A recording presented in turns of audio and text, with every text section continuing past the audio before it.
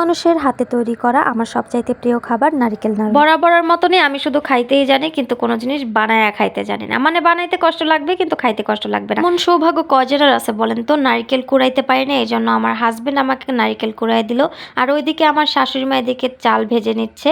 এই চালগুলো প্রথমে হালকা একটু পানি দিয়ে লবণ দিয়ে মেখে তারপরে কড়াইয়ের উপর দিয়ে সেটা ভাজতে হবে। এরপর এটা পাটায় দিয়ে গুঁড়ো করতে হবে। তারপর দেখলাম আমার মামুনি মানে আমার শাশুড়ি মা সে একটা কড়াইতে একটু হালকা পানি দিল এবং গুড় দিয়ে গুড়টাকে গলায় নিচ্ছিল।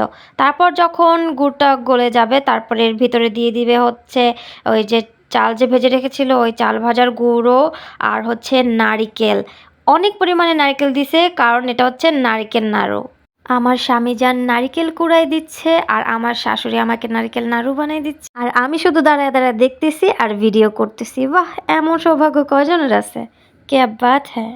যাই হোক, কথা বলতে বলতে কিন্তু একটু পর আমাদের নারিকেল নাড়ু একদম তৈরি হয়ে যাবে। এটা গরম করার পর যখন একটু ঠান্ডা হয়ে যাবে তখন হাতে একটু পানি দিয়ে গোল গোল করে ঘুরাই নিলে বাস নারিকেল নাড়ু তৈরি। অনেক ইয়ামি ছিল।